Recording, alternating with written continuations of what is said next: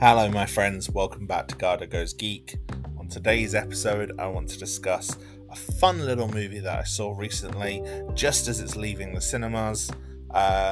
It's a film that I think has flown under a lot of people's radar the past couple of months, but I've been excited about it since I saw its first trailer. It features a colourful cast of characters performing an incredible heist, and that film is Dungeons and Dragons: Honour Among Thieves. I had a lot of fun with it. I have quite a bit to say. Hopefully, I might convince you to check it out if you haven't. Please join me.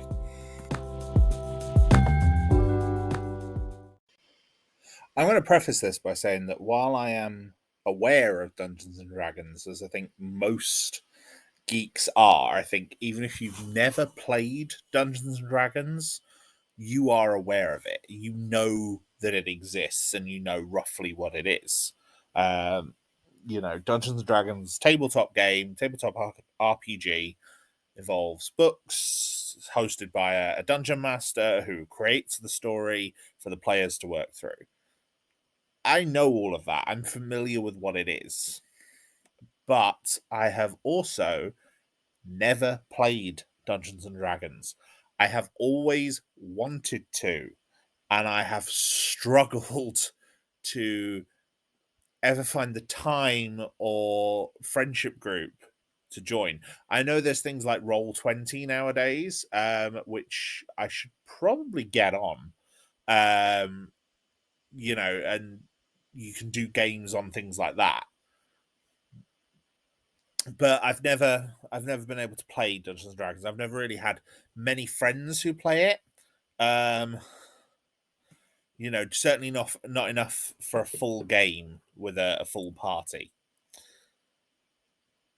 But from what I understand of the world and what it is, it's very cool. It's set in a land called the Forgotten Realms. It's very high fantasy Tolkien-esque in many ways. All the standard fantasy races are there, so elves, dwarves, but also gnomes, trolls, um, but then also some more esoteric ones like dragonborn and tieflings. And I'm aware of all this. And then what makes Dungeons and Dragons, or what seems to make Dungeons and Dragons unique, is its character classes. And I think there's something like 12 in the current version of the game, and I think there's been a lot more over the years. I think some have been retired. But the big main ones are things like your wizards and sorcerers and other magic users like that. Your sort of fighting class ones, whether that's a fighter, a monk, or a paladin, which has some more magic elements thrown in through like devotions to gods and stuff, or just characters that are like straight up barbarians. And then of course your more rogue type classes, which is not just rogues and that are good at picking locks and sneaking around, and thieves and assassins and other types like that, and druids and rangers, but also things like bards. I know bard is a very unique one to D&D, and clerics who can do healing and stuff like that. This is all stuff I'm aware of. Do you know what? One of the things that's given me a lot of insight into Dungeons and Dragons is TikTok. There are a lot of very good D&D TikTok creators out there, who do some amazing stuff. Whether it's cosplay, whether it's fun little silly moments, whether it's reacting to audio clips, or even one guy I follow called Mr. Kurtwise, who just does dances as a bard, but over the time has created this full cast of characters around the bard, all played by himself on a low budget, very modest costuming, and all recorded in the one room of his house. But you know what? It's fun and it's silly, and I have a lot of fun with his videos. They bring me huge amounts of serotonin. So, I'm aware of D&D. In fact, my biggest experience with D&D has always been the old 80s show. I remember watching some episodes of that back in the day. I was aware of who those characters are. I knew that their character types, their archetypes, what they were trying to be, and the dungeon master. And I don't think I've ever finished the full series. I would like to one day, definitely. I don't know if it ever did actually finish properly or if it got cancelled, but I know they were building up towards fighting Tiamat, the five-headed dragon. So it's cool. It's very cool. And then, of course, in the modern day, D&D has had this huge revival off of the back of Stranger Things, which I spoke about earlier in the year. And Stranger Things has given this huge revival to D&D because so many of the villains are inspired by monsters from Dungeons and Dragons. And obviously, the cast play Dungeons and Dragons because Stranger Things is set in the mid 80s, which is when Dungeons and Dragons first hit its big heyday. So the characters are dealing with Vecna and the Demogorgon and the Mind Flayer as they've christened these monsters, but they've christened them that based on the D&D characters that they are similar to, the D&D monsters that they're similar to. And I think for a lot of people, that's how they know a lot of those characters now. So yeah, that's my backstory with the world of Dungeons and Dragons. But the thing is, none of that really matters because this Dungeons and Dragons film is based is essentially just using Dungeons and Dragons as a setting for its own story. Like, this has actually been openly admitted by the people who wrote the screenplay, both the directors Jonathan Goldstein and John Francis Daly, and I think also screenwriters Chris McKay and Michael Gillio. They have mentioned and said that yeah, they basically had their own story that they wanted to tell, um, and just wanted to put it in a world, and they used the D&D framework essentially, um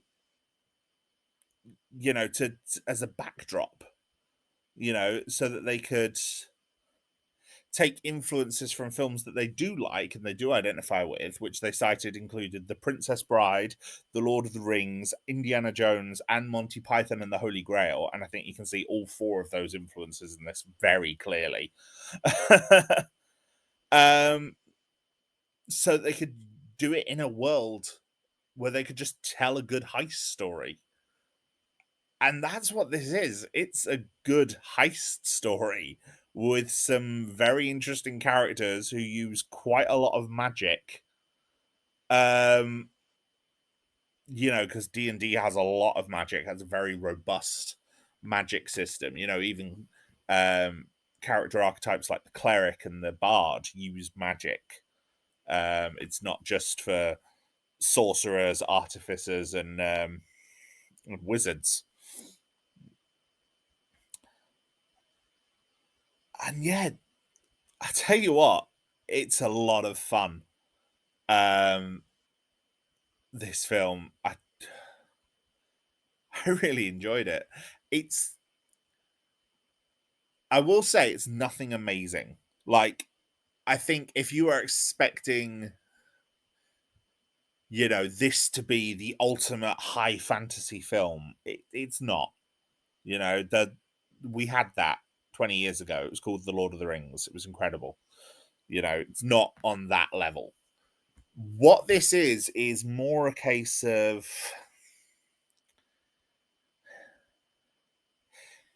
it feels very similar to, and I think other people have made this comparison as well. It feels very similar to Guardians of the Galaxy, in that what you have is a cast of very interesting characters with their own motivations that come together to stop, this great threat while trying to solve some very personal circumstances. And That's essentially what this is. It is a group of very good characters played by very interesting actors, like very good actors, playing some interesting characters, focusing on their character dynamics, and just telling the story with them. And I think it works really well. So let's talk about the characters. The film's cast is headed up by Chris Pine. He is playing Edgin Jarvis. He is the bard. He makes all the plans, and he's a former member of a group called the Harpers. Now, again, I don't know the Harpers. I'm not up on D&D lore, but apparently they are a thing in D&D. There's sort of a group of um, I don't know, like noble police almost. Um, like contracted adventurers, I suppose. And he starts the film in prison with his compatriot Holger, who is played by Michelle Rodriguez. And Michelle Rodriguez is an actress I love. I think she is so much fun. I love her attitude to the characters she plays. And I think a lot of the characters she plays, and Holger here is no exception, are absolutely fantastic. They are brilliant role models for women in just showing them that they can be exactly like the men. They can stand equivalent to the men in their films. Because Michelle Rodriguez is in a lot of action films. And it's like in action films, a lot of the women in action films are either eye candy or love interests or damsels, and that's never been the type of character Michelle Rodriguez plays. In fact, she's openly said that's not the type of character she wants to play. She wants to play women that kick ass. And Holger is definitely a character that kicks ass. She is a barbarian. Um, she has been with Edgin for years. She has some of the best fight scenes in the film. Like scenes where she is taking on whole roomfuls of dudes and wiping the floor with them. She's incredible. She's just so fun. Like one of the clips that went up online, it was one of the first clips I saw for this film. Um, because I knew I was almost didn't see this in the cinema. And I was really worried that I wouldn't be able to. So I watched a lot of the clips online. And yeah, one of the clips involves her and Edgin breaking out of prison or breaking away from some guards. They're handcuffed. And yeah, it's not the full scene that's in the film. There's more in the actual film. But yeah, she starts the scene handcuffed, ends up free, and manages to take down about 12 dudes doing it. It's very impressive. Um so yeah, she's great. She's a lot of fun in this. Chris Pine's good as well. Don't get me wrong. I like Chris Pine. I think I I really liked him in the Star Trek reboots that he was in, the Kelvin timeline films. And I quite liked him in Wonder Woman as well. Um but I've not seen many things with him as the lead. Um and I don't know how well he'd work as a lead. I always think he works better in an ensemble. That was one of the reasons why I liked him in Star Trek or in Wonder Woman, where he was the supporting character. And it's because while I like him, like I really do, I think he's a great actor. He's probably one of the most talented of the four Hollywood Chris's that are out there at the minute. Um, the only non-Marvel Chris. On paper, he's probably the most talented. But always think he's better in an ensemble because, and this is no exception, he works really well playing off of other people. Which is what a good actor should do. And he works well filling a niche in an ensemble like this. and he's great. He's got some good lines, very funny lines, very witty. Um, but yeah, he's good. Justice Smith is playing Simon, who is a half elf sorcerer. Um, he's very good in this. He's Justice Smith plays one type of character, but he plays him very, very well. The only difference is here is he's putting on more of an English accent, almost. He doesn't sound. He doesn't have his natural accent. You know, he doesn't sound the same as he did in like Detective Pikachu or Jurassic World, for example. But you know, he does what he does very, very well, and he does it here, and it's again very good. Um, Sophia Lillis as Doric. She helps round out the party. She's a tiefling druid. Now, from what I understand in this, she looks very different to how tieflings look in the game. You know, having started a character in Neverwinter who was a tiefling, they do look very, very different. Um, but yeah, I didn't play much of Neverwinter. I think I did the tutorial level, and that was about it. And yeah, she's good. And as a druid, her whole thing is shape changing. They call her a wild shape, I believe, and she she's with a group of elves in the forest, which I think is great as well. It's a nice little fun thing. She's like with them, but she's not one of them. Um, but yeah, also she keeps changing shape. Like there's one very very good sequence in the film which runs like a continuous shot, despite the fact it's a composite. The closest allegory I can think of is there's a scene in the third act battle in the first Avengers film where the camera moves from, um, I think it moves from Black Widow to Iron Man and Captain America on the ground, um, to Iron Man flying back up, then flying past Hawkeye. So you got Hawkeye on the roof. Then an arrow flies out and it follows the arrow as that goes past Hulk and Thor fighting on the Leviathan.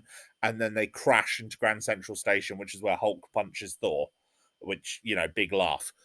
But to me, it was the technical achievement of that scene that was really impressive, where it was like, yes, it's a composite shot and there's a lot of CGI to kind of blend it together, but it has the illusion of being one continuous tracking shot. Like it knows where the camera is and the camera is following the action. Because I think a lot of CGI doesn't work necessarily on camera placement.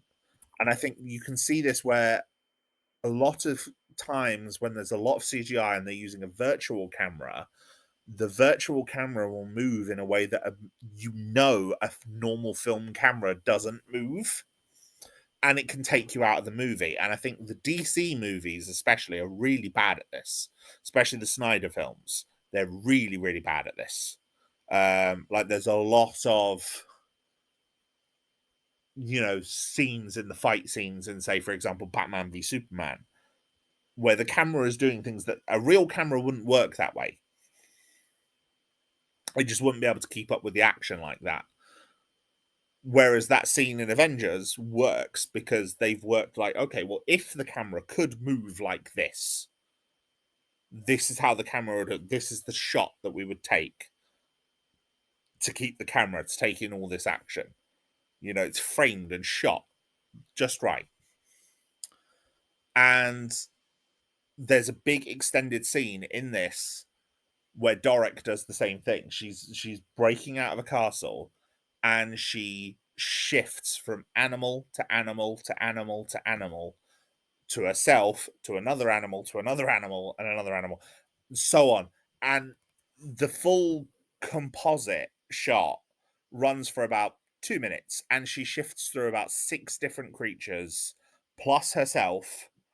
Um, from right in the one of the rooms at the top of one of the spires of Neverwinter Castle, all the way down out into the village of Neverwinter, all the way down out through the city gates. very impressive.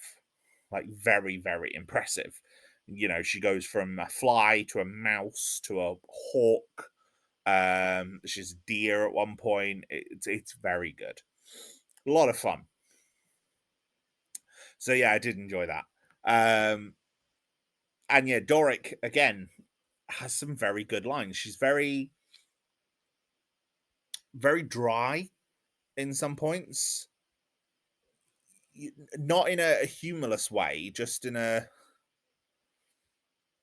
I don't know, almost a, like she's the straight guy for the others to play off of, if that makes sense.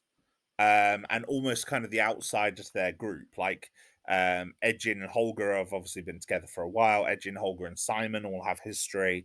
Doric is kind of new to that.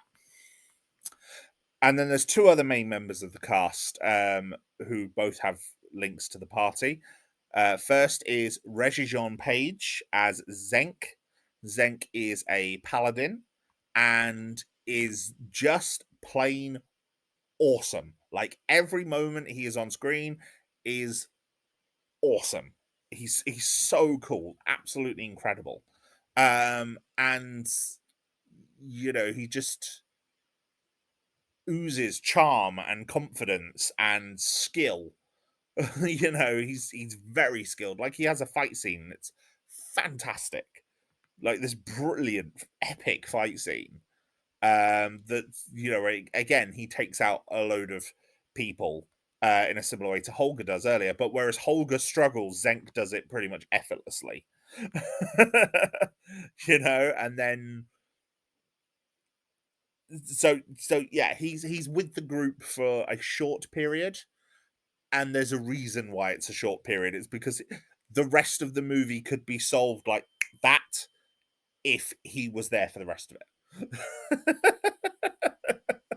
And we can't have that. You can't have the whole movie over that quickly. So they don't. And then the final main actor who is in this and is just hamming it up fantastically is Hugh Grant. Hugh Grant is playing a character called Forge.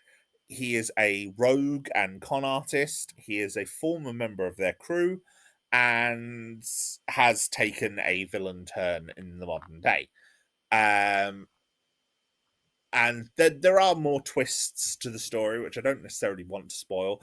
But yeah, for the most part, he's set up as the villain. Like I think one of the trailers features one of his best lines from towards the end of the movie, sort of quite clearly stating that. And he's so much fun. Like Hugh Grant, again, another one of these talented, brilliant British actors, like a true thespian. You know, well, not quite a thespian. He's not really a theatre actor, is he? But one of these long and storied British film stars who is now at the time in his career and the time of his life where he can just do whatever he wants. And so he is. And who's going to stop him? And he's great in this. He's a lot of fun. Um, and yeah, I think Hugh Grant plays him very, very well. Forge is a brilliant little character, played very, very well.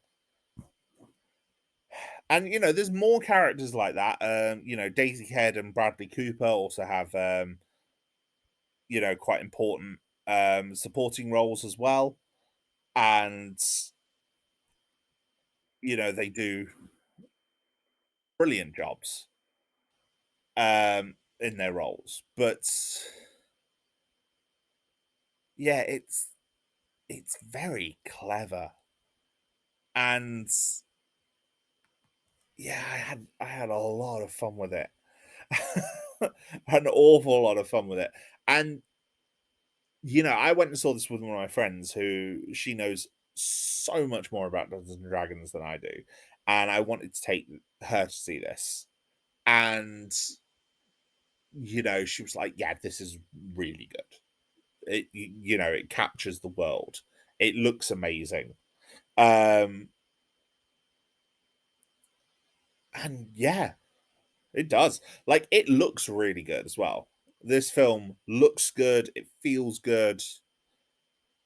Yeah. I think if you haven't checked it out, this film will be on streaming very, very soon. It's left the cinemas now. So I think we're probably, what, a week, maybe 2 weeks away from it being on a proper streaming service. And the film is by Paramount, so I expect it to be on Paramount Plus. But even then, it'll probably be up for digital rent very soon. So if you haven't seen this, please go out and see it, because this film did not make a lot of money. And I know COVID is still very much a thing, and um, people might not want to go and see a film like this in the cinema. But it's like, this film had a budget of 150 million, and it looks pretty good. Like, it looks good for what they did. Like, the owl bear that Doric transforms into looks incredible. Like, I love the owl bear. It looks amazing. And there's a dragon as well. There's several dragons in this, but there's one particular one which is Themberchild, who's this fat red dragon who appears, and he's so much fun. And the visuals of like Neverwinter and everything looks good. Like I said, I played a bit of the Neverwinter game. It looks like Neverwinter. Um, but yet this film has only made a worldwide box office of 200 million, 205 million. It deserves more than that. Like, I'd love to see a sequel to this. I'd love to see, not even necessarily a sequel with the same characters, but more D&D films, because Dungeons and Dragons is this big film universe. Yeah, but is this big universe that could be used in films and TV and streaming and whatever. And I don't think that's going to happen if it doesn't make money, which is a shame, but that's how capitalism works, unfortunately. And I think it deserves to make more money. And I hope that, when it hits streaming, it does really well. Maybe a few people who didn't go and see it in the cinema check it out, and it does really well. Enough that they go, do you know what? Maybe we won't do a full film release, but we'll make another one and we'll put it on Paramount Plus. I'm down for that. As long as they do it well. Because this was done well. It was a good story. Good story, fun movie. This film had a fun trailer as well. Like, that first trailer featuring Whole Lot of Love, very, very fun. Whole Lot of Love, unfortunately, isn't in the movie, but I wasn't expecting it to be. But the actual score is very good as well. Feels like a good, rousing fantasy adventure score. And yeah, it's a lot of fun. And, it features this world. There's loads of magic in the film, there's a lot going on. So yeah, if you haven't checked it out, go check it out. I'm going to do a little bit of a spoiler discussion for anyone who has checked it out, um, or who doesn't care about being spoiled. Not too much, because I do think it's worth watching. But yeah, if you haven't seen it, go and check it out. If not, take care of yourselves, and I'll speak to you in the next one. Right, so a little bit of spoiler discussion.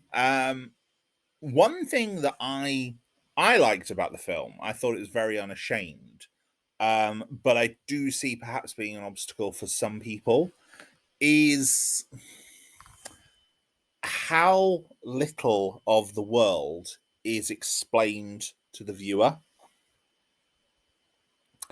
And I liked it. Like, I thought it was a bold choice, but it's a choice I could see why they did it, and I like it. And I think the reason why they've done it is because this is a world where these things exist, where things like red wizards exist, owl bears exist. Um, people know the name Morden Canaan. You know, things don't need to be explained. Things like the Underdark don't need to be explained. People know what it is in this world. And in doing that, you avoid the very tired trope of, the characters doing, well, as you know, and then proceeding with an exposition dump. Because while it makes sense to fill in the audience, it's not sensible for the characters at all. And it does take you out of the movie. The story that's being told, when as soon it does for me anyway, as soon as I get there, well, as you know, and then an exposition dump, because it's like, well, if the characters know this, why are you telling them? I understand it's for me, but there's always a better way to get that information across, always. And this movie does a very, very good job of that, deliberately, by not doing it.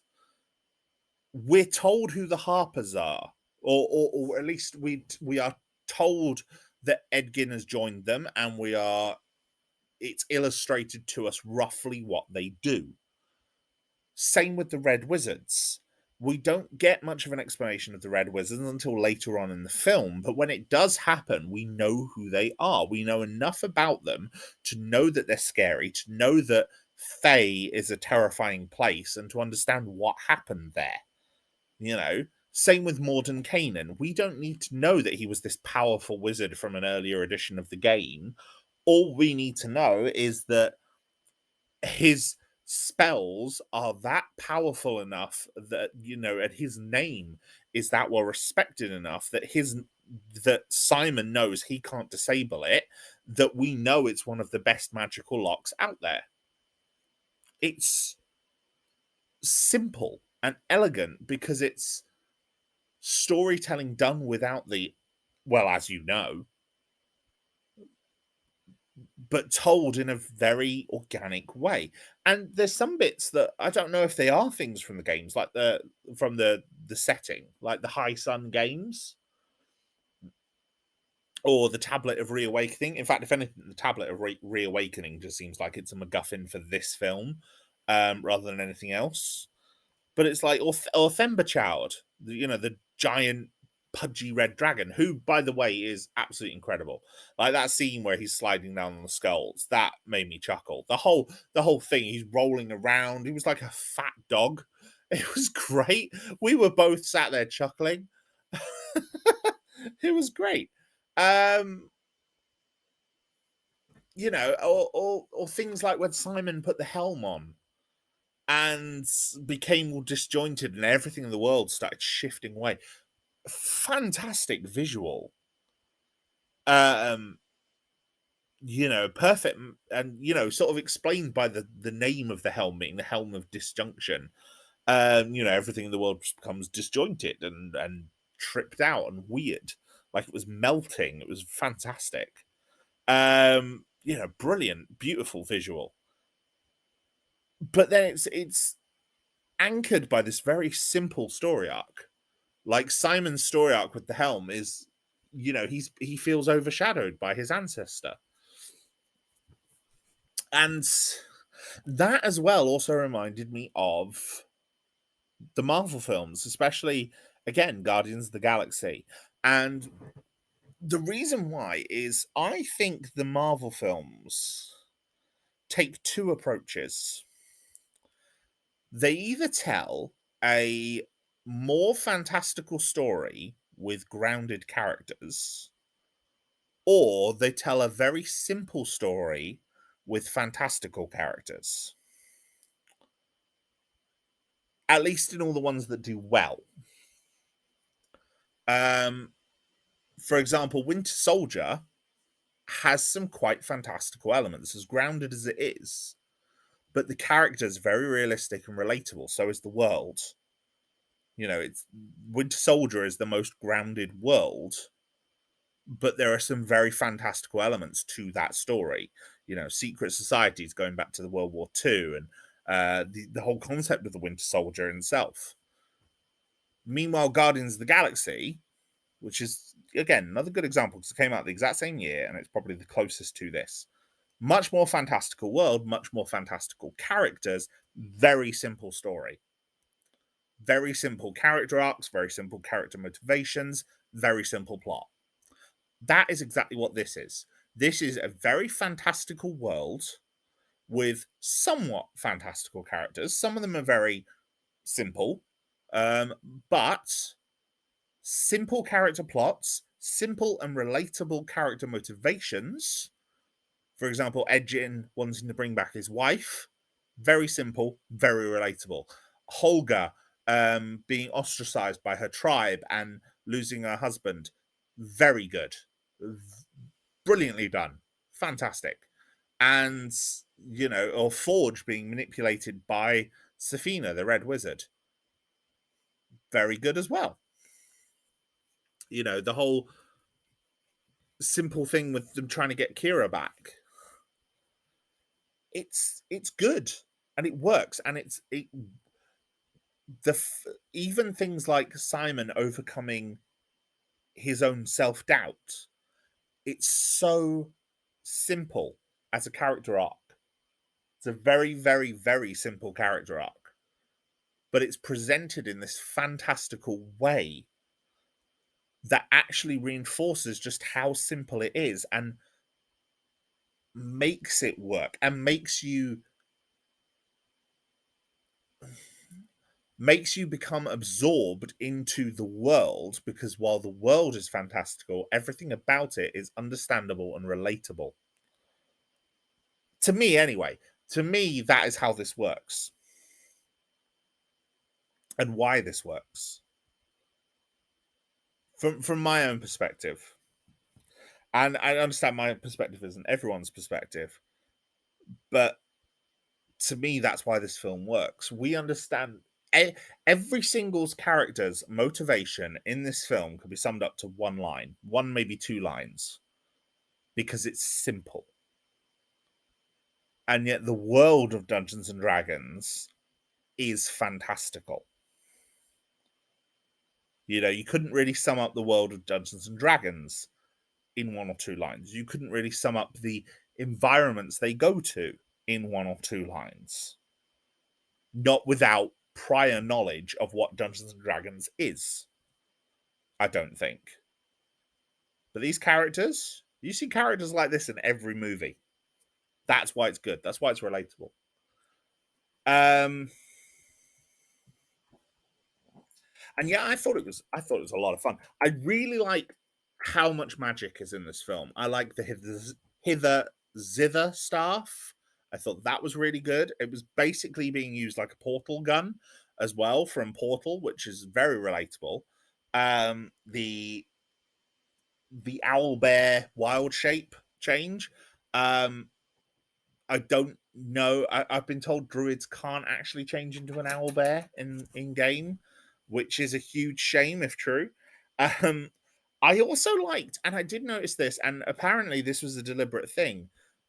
All of the spells had unique hand gestures, and this is something that Marvel, I think, has tried as well with their spells for both Doctor Strange and Scarlet Witch. Yet in this, what I did notice was that some of them matched actual sign language. Probably because I've just seen more sign language in films recently. Like I don't speak any sign language myself. I really wish I did. I should probably learn, but I'm not very good at learning languages, unfortunately. Um, but I recognized some of the things that they were doing with their hands as actual sign language.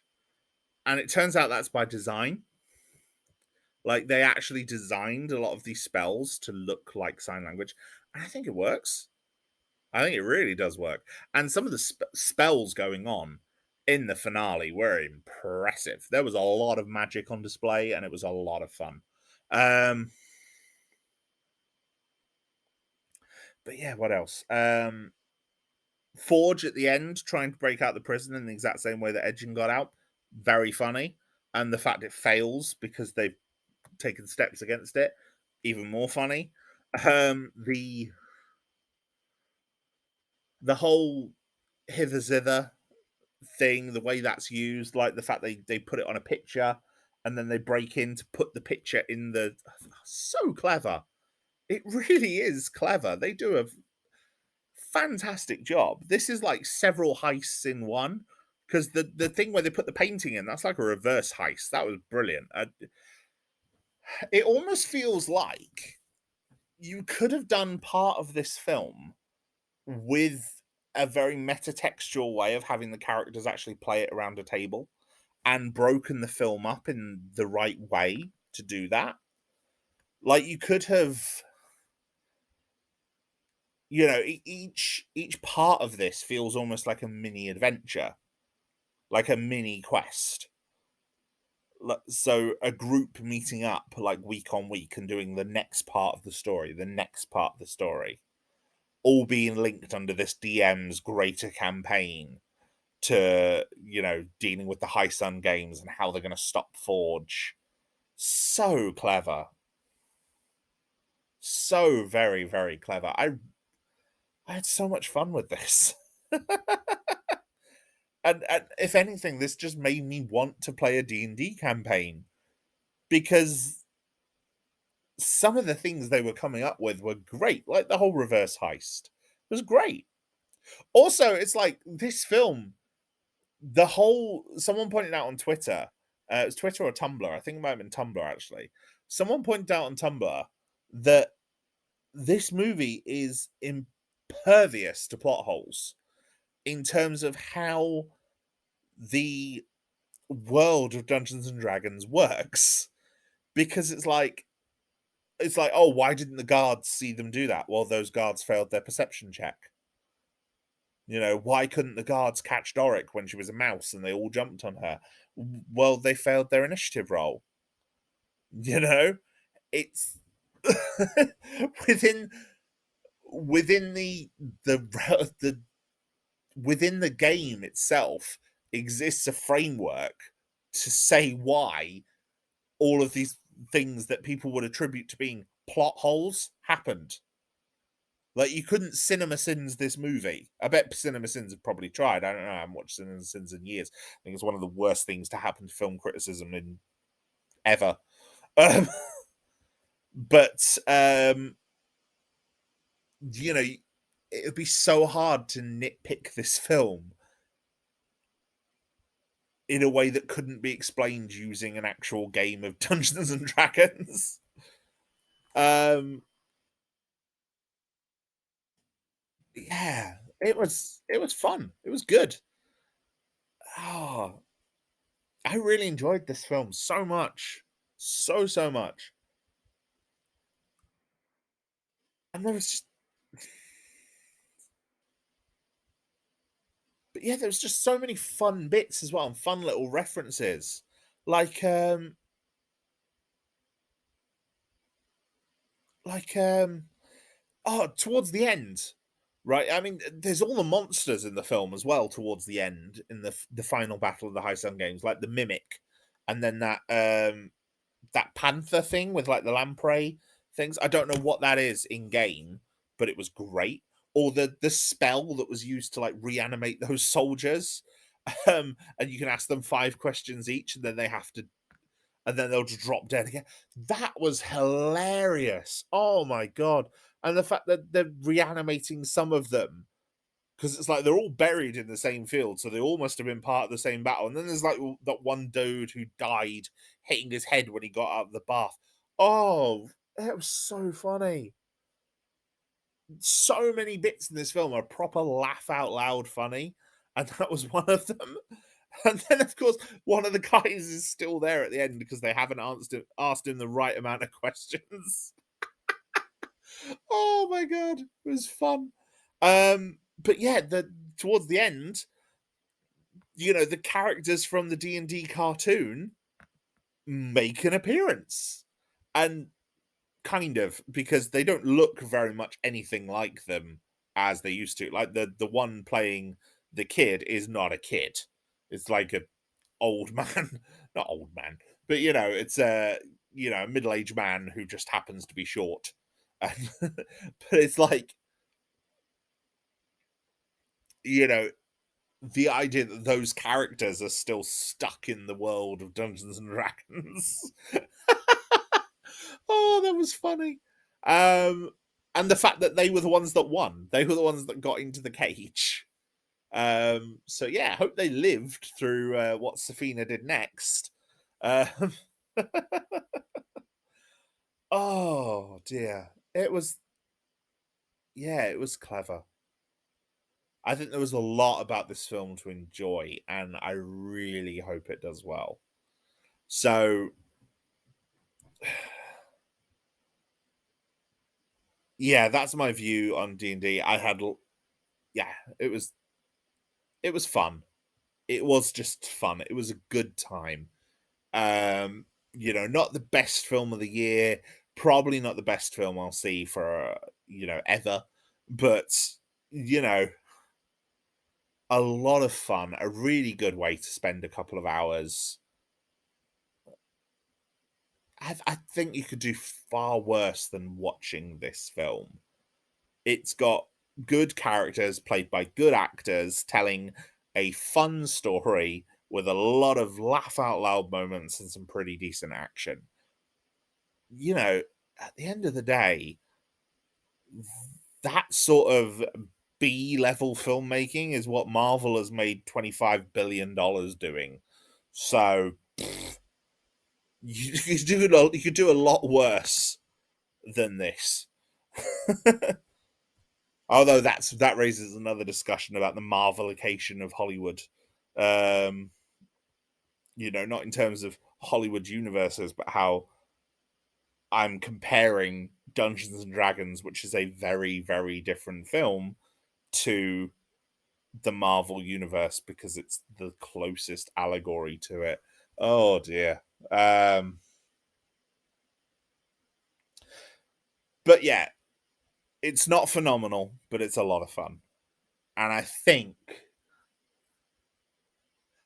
in the modern world being what it is, and the fact that so much of our media is escapism, as much as some people take these things very seriously, Dungeons and Dragons, like any fandom, is escapist. It's a game. People play it to enjoy themselves, to have fun. That's why I go to see films, because I want to have fun. I want to be entertained for a couple of hours. I'm very selective about the films I see in the cinema. I only go to see films in the cinema if I know it's something I want to watch and something that I especially want to watch in that format. Because I'm not one of these film snobs who's like, oh, you have to watch a film in the cinema. No. If you want to watch a film at home, you can. We are in an age of streaming, and as much as so many film directors become very snobbish and say, oh no, the only way to watch a film is in the cinema. Christopher Nolan's one of those. Christopher Nolan can bugger right off, right? Most people will not see the big classics of cinema in theaters. It won't happen. That time has come and gone. Trust me, it is good. I went and saw Aliens in the cinema for its anniversary. One of my favorite films ever. Never got to see it in the original format in the cinemas. Star Wars, I've never seen the original trilogy in the cinemas. Would very much like to. If Empire Strikes Back came back to cinemas, I might go and watch it. But at the same time, considering my first experience of the Star Wars trilogy was on home video, not even DVD or Laserdisc, home video, VHS. I don't think I had a worse experience watching those films. Those films are still good. But Dungeons and Dragons was one of those films that I wanted to see in the cinema because I wanted to watch it on the big screen and have a lot of fun with it. It's not film snobbery, it's just I thought this would be a really good one to watch on the big screen. And it was. That doesn't mean it's going to be any worse watching it on a TV screen or on a mobile phone if I choose to stream it on my break at work. it's going to be just as good because it is a good film.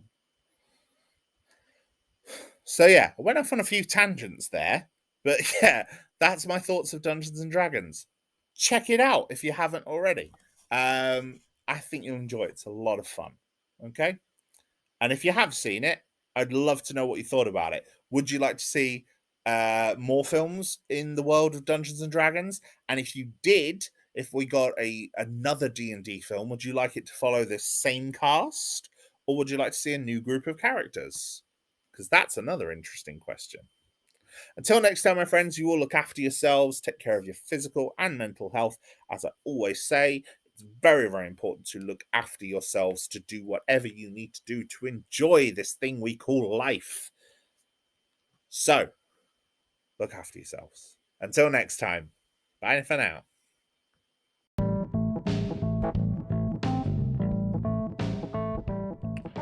Thank you, my friends, for once again joining me on Garhdo Goes Geek.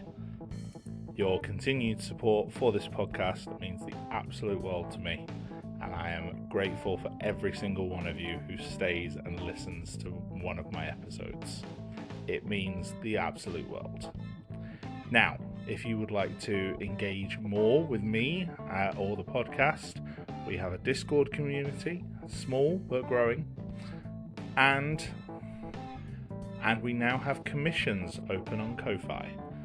So if there's a topic you would like to see me cover, you can pay me to cover it.